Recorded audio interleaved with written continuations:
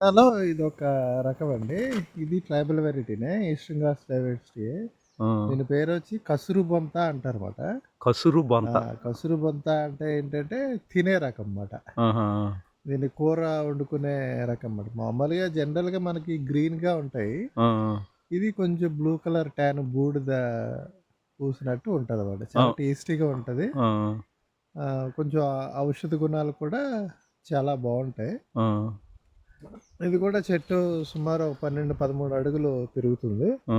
పొంత కూడా బాగా పెరిగి మనకి గెలలది కొంచెం బాగానే వస్తాదండి. హ్మ్. ఇది కొంచెం ఒక 4, 5 గెలల తర్వాత వచ్చిన గెల కాబట్టి ఆ!